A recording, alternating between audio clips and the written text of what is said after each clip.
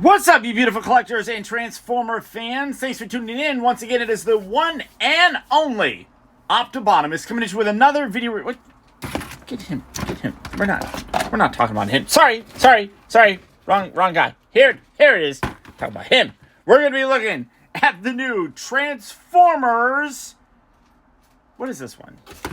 So leader class? Yeah, leader class. I get confused sometimes. Transformers leader class APELINQ, as he appeared in the Transformers Rise of the Beast film. And the fun fact, for the most part, to my knowledge, I say it's a fun fact, but I'm saying it's to my knowledge, we have never gotten an official APELINQ figure. APELINQ has existed since the early days of BotCon, whether it be the 4-H group or the Fun Pub group. It was a character that was created by them and then just kind of grew in fascination. And it was always basically like a repaint of an existing figure.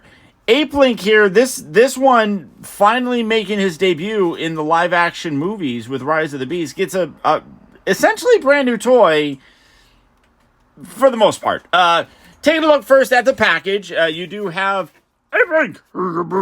I don't know what that was. Here he is, Transformers. You got him right there.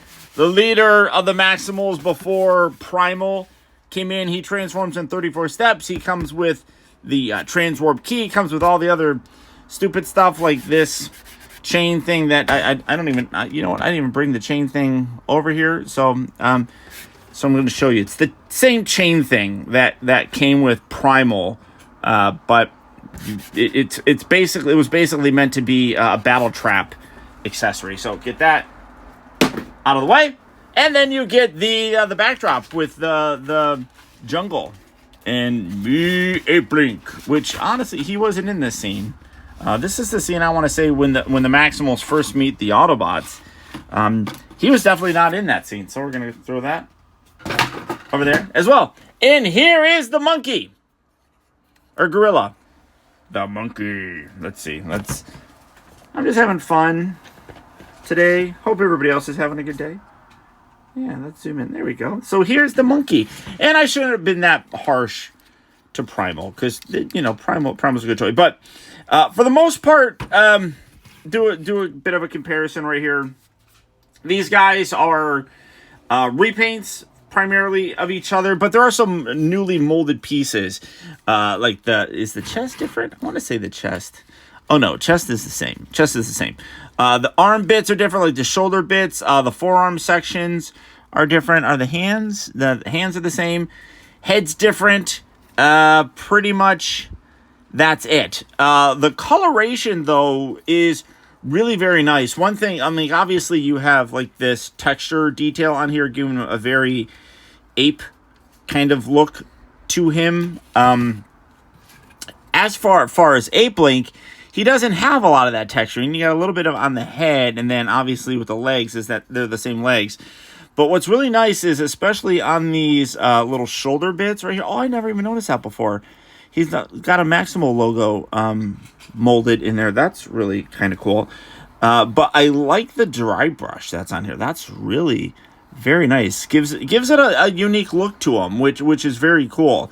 Accessory wise, you can get him as he was mostly kind of running around with the Transwarp key in his mouth. You do have a orangish version. It separates still, just like the original one did. The original one, I have no idea where it is. It's probably somewhere down here in my massive toys that I just kind of throw here and then forget about that I have them here. But it's the same thing. It's just not in the gray plastic. It looks how it looked when APELINQ had it, which that's nice. He does come with these little arm weapons. Now a couple things. These arm weapons, really, he didn't use them up here at all. He did have them down here. Now you can have them hold them if you want to. You got the handle, or you can attach it to that chain thing. I think that's kind of ugly. I almost wish. Is that pinned in there? No, it's not pinned in there. Oh wait, maybe no. I'll probably remove it, to be honest.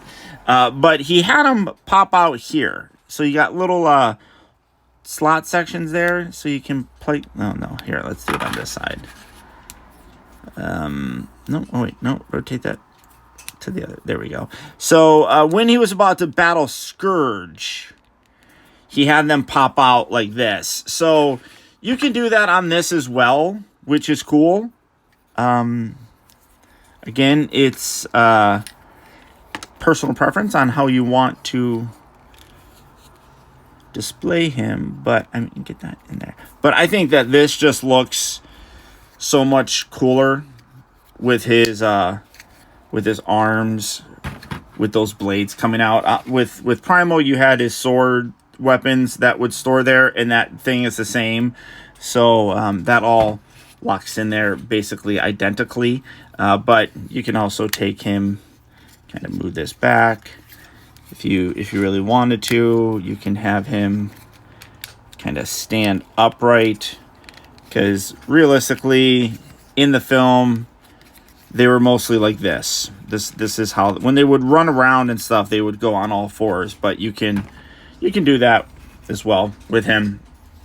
But it is, like I said, for the most part, a repaint. There are bits that are different on them, which does give a unique look to both of these characters. I mean, they were both gorillas or apes or whatever you want to call them. So I mean, it kind of makes sense. But yeah, like looking at the chest and everything, chest is identical. Just really the shoulders, the head, and the forearms are different. But because the color is different on him, it does give a unique look to him, which I think is really good. I really do like the head sculpt on as well. He does still have the mouth opening gimmick, as you could see, which does look really kind of weird because it opens really, really wide. But here's the leader of the Maximals before Primal takes over, and then he dies. So I mean, that was kind of gruesome. But yeah, that's basically it. Transformation, oh well, articulation is all the same in this mode, with the head, the shoulders. You got the, especially here in gorilla mode, you got the butterfly joint that allows him to bring his arms in. These little bits move out of the way. All the same articulation that Primal had, APELINQ has. So it's all essentially the same. Transformation, though, is identical as well. I'll go through it, but I'm not going to focus too terribly much on it. With these legs, you're going to just extend these down, fold this up, pull this piece all the way down like that. And then you want to shift that there. And then bring the foot out, and then this will slot into place right there. And then I always forget to do this, but he's got these little heel spurs that are kind of hard to get out. Pull those out. Just, do what you're supposed to do with that. Stop there and do that on this as well. Open this. If you know how to transform Primal, then you, like I said, you know what you're doing with this guy, because it's all basically the same. Pull that down. Straighten that. Get that there. Let's get, here we go. Get his feetums. I left that in there. Okay, so now you have his legs done, which, that's what it is. Take this section, pull this up. That gets in there. There we go. Pull that out. Rotate that around. Come on here to this. Pull this. Oh, no. His head's not supposed to come off. That's not part of the transformation scheme. Instead of saying scheme. Get it? Okay, so you pull that up. Kind of angle his head. There you go. And then lift this all the way up. Just like so. And then pull that down. Lift this up. Rotate his head. Angle that back. Do I have that up? Come on. What's going on? Why is that popping off all of a sudden? It never fails to happen that this stuff never happens when I'm recording or when I'm talking about the thing. Oh, spin that around, sorry. And then as soon as I go to record, that's when things go wrong. Okay, so then take that, tuck that down. We're going to keep that there, collapse that, just like so. And then take this bit right here is gonna go there, and then this comes all the way back. Take this piece, rotate this back. Those parts, there we go. And then tab that down. That'll lock into place. Then come down here to these arms. So what you're going to do, because they were around like this for the beast mode or something like that, I guess. Let's take these off, make it a little bit easier. Take that off. Let me come back a little bit. So, oh, no, not zooming in. Okay. Now you can leave the arms like this if you're so inclined. But what you're supposed to do is take this, lift this section up like that. Then take this, fold this up, rotate that around, and then take this, and this will come down, fill in. Oh, hold on. Let's wait to do that. And then you rotate this piece around. Oh, wait. Spin that around, and then tuck that in, just like that. Fold that. That will come down, and then this will come down here and cover this gap. It's on this double hinge, just like so. And there's that arm done, which, you know, cool. If you wanted to leave it like this, you know, because when you do it like this, it puts this little dagger section where you connect it here. You don't really have it now on the bottom, so you can't really attach it there. If you wanted to leave it there, you probably could. Oh, no, because that puts it... Oh, no, yeah, because that puts it there in the front. So never mind. So pull this up just like that. Pull this back. That will allow you to spin this. Spin that around. Put that inside there. In that crevice. That. Fold that down. Rotate that around. And there you have APELINQ in his robot mode. And again, he never took this form at all in the movie. So it's one of those kind of things where, how do you feel about that aspect of things? He was only on the screen for a few minutes, so it's not really necessarily that big of a deal, I don't think. And then you can take these and you can have him hold these, but I feel like that's a weird kind of angle for it, but let's do it because it's a thing that you can do. Right? There you go. Something like that. There we go. But there you have them all done up. Let me transform Primal real quick so that we can do a proper comparison. And here we go. All right. So, like I said, because they're basically the same mold, not a lot changes. And I'll be totally honest, the biggest problem with that is that APELINQ was noticeably bigger than Primal. So this is where you're seeing some of the discrepancies, unfortunately. I still like this figure. I still think he's a great-looking figure. Granted, like I said, we never saw him in this more robot-ish mode. But it is a situation where, you know, if we're talking about studio series and these are supposed to be, you know, big screen inspired and accurate and all this kind of stuff, this guy definitely isn't. And it's a bit of a disappointment in that respect. And I do not like these legs. Like, they do not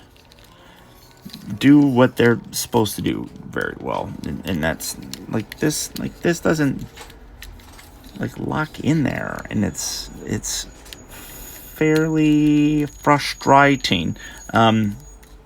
But here you can see, again, some more of the differences. The shoulders, the arm sections, chest, thighs, legs, shins, feet.